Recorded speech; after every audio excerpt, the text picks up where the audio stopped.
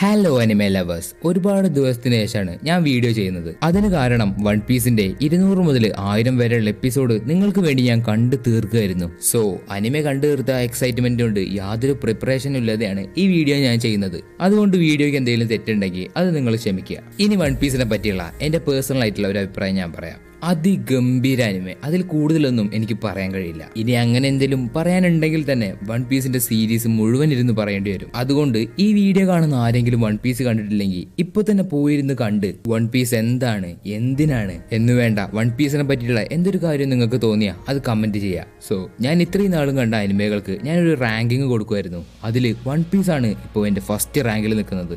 പിന്നെ എയ്ച്ചിരോ ഓട എന്ന് പറയുന്ന ആ മനുഷ്യന് ശരിക്കും എയ്ച്ചിരോ ഓടയല്ല, എയ്ച്ചിരോ ഗോഡാണ്. കാരണം ഇത്രയും വലിയൊരു അനിമെ, അതിലുപരി ഇത്രയും നല്ലൊരു അനിമെ എങ്ങനെയായിരിക്കും അദ്ദേഹത്തിന്റെ തലയിൽ വന്നിട്ടുണ്ടാവുക?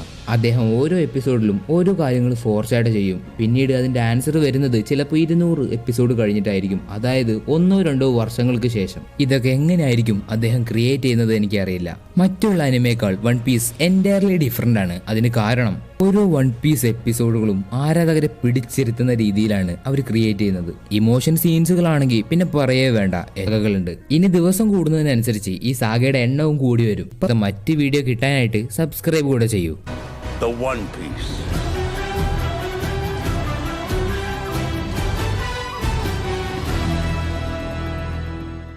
എപ്പിസോഡിന്റെ തുടക്കത്തിൽ കിങ് ഓഫ് ദി പൈററ്റ് ആയിട്ടുള്ള ഗോൾഡി റോജറിനെ കൊല്ലാനായിട്ട് ഗവൺമെന്റ് വിധിക്കുന്നു. അങ്ങനെ മരിക്കുന്നതിന്റെ അവസാന വാക്ക് എന്ന രീതിയിൽ ഗോൾഡി റോജർ തന്റെ ചുറ്റിനും കൂടി നിൽക്കുന്ന ആൾക്കാരോട്, അതായത് തന്റെ മരണം കാണാൻ വന്ന ആൾക്കാരോട് പറഞ്ഞു, നിങ്ങൾക്ക് എല്ലാവർക്കും അറിയണ്ടേ എന്റെ ട്രഷർ എവിടെയായിരിക്കുന്നതെന്ന്. നിങ്ങൾക്കത് വേണമെങ്കിൽ നിങ്ങൾക്കത് സ്വയം എടുക്കാം, പക്ഷേ അതെടുക്കുന്നവന് വെൽത്ത്, ഫെയിം, പവർ എല്ലാം ഉണ്ടായിരിക്കും.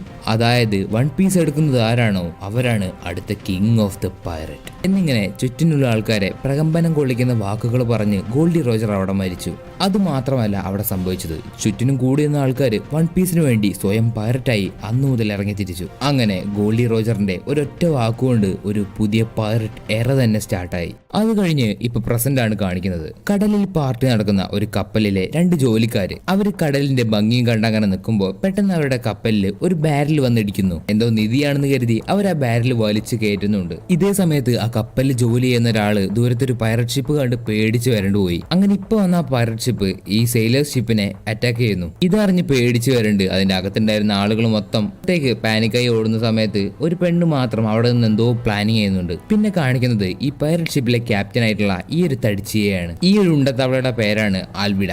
ഇതേ പൈററ്റ് ഷിപ്പിൽ വർക്ക് ചെയ്യുന്ന ഈ ഒരു പയ്യന്റെ പേരാണ് കോബി. ഇവൻ ഈ കപ്പലിലെ എല്ലാം പണിയും ചെയ്യുന്ന ഒരു അടിമയാണെന്ന് വേണമെങ്കിൽ പറയാം. ഈ പാസഞ്ചർ ഷിപ്പിന് അറ്റാക്ക് കിട്ടുമ്പോൾ ആ ജോലിക്കാർ വലിച്ചു കയറ്റിയ ബാരല് താഴത്തെ സ്റ്റെയറിലൂടെ ഉരുണ്ട് താഴത്തേക്ക് പോകുന്നു. ഇതേ സമയത്ത് ആൽവിഡയുടെ ക്രൂവിലുണ്ടായിരുന്ന പൈററ്റ്സ് ആ കപ്പലിലേക്ക് മോഷ്ടിക്കാൻ വേണ്ടി കയറുന്നു. ഇപ്പോ ആൽവിഡ കോബിയോടും അങ്ങോട്ട് കയറി പോകാൻ പറയുന്നുണ്ടെങ്കിലും കോബി പേടിത്തൊണ്ടനായതുകൊണ്ട് അവൻ കയറി പോകുന്നില്ല. പക്ഷെ ആൽവിഡ അവനൊരു ചവിട്ട് കൊടുത്ത് അവന്റെ അകത്തേക്ക് മോഷ്ടിക്കാൻ വേണ്ടി കടത്തിവിടുന്നു. ഇപ്പൊ ആ കപ്പലിലേക്ക് കയറിയ പൈററ്റ്സ് അവിടുത്തെ ആൾക്കാരെ പേടിപ്പിച്ച് അവരുടെ സാധനങ്ങളെല്ലാം വാങ്ങുന്നു. അപ്പൊ നമ്മൾ നേരത്തെ കണ്ട ആ പെണ്ണ് പെട്ടെന്ന് ഒരു പൈററ്റിന്റെ വേഷത്തിൽ മാറി എനിമീസിന്റെ കപ്പലിലേക്ക് തന്നെ അവൾ ചാടി പോകുന്നു. അങ്ങനെ അവള് എനിമീസ് ഷിപ്പിലുണ്ടായിരുന്ന ഒരാളെ അടിച്ചിട്ട് അതിനുള്ളിലേക്ക് കയറി പോകുമ്പോ ഇവിടെ നമ്മുടെ കോബി ആണെങ്കിൽ ആ ബാരൽ കണ്ടുപിടിച്ച് അത് ആൽവിഡയ്ക്ക് കൊടുക്കാൻ വേണ്ടി ഉരുട്ടിക്കൊണ്ട് വരുമ്പോ അവളുടെ ക്രൂവിൽ തന്നെ ഉണ്ടായിരുന്ന കുറച്ച് ആൾക്കാർ അത് കോബിയുടെ കയ്യിൽ നിന്ന് വാങ്ങിയിട്ട് അവര് തുറക്കാൻ വേണ്ടി നോക്കി. പക്ഷെ പെട്ടെന്നാണ് നമ്മുടെ ഈ കഥയിലെ നായകൻ ലൂഫി ബാരലും കുത്തിപ്പൊളിച്ച് അടുത്തുണ്ടായിരുന്ന 2 ആൾക്കാരുടെ താടിക്കും തട്ടി പുറത്തേക്ക് ഒരു വെറൈറ്റി എൻട്രി ആയിട്ട് വരുന്നത്. ലൂഫി ഇപ്പോൾ അവരെ അടിച്ചതുകൊണ്ട് അവര് വീണ്ടും ലൂഫി ആയിട്ട് ഫൈറ്റിന് വരികയാണ്. പക്ഷെ ലൂഫി നിസ്സാരമായിട്ട് അവരെ തോൽപ്പിച്ച് താഴ്ത്തിടുന്നു. ലൂഫിയുടെ ഈ പവർ കണ്ട് പേടിച്ചിട്ട് അവന്റെ പേരെന്താന്ന്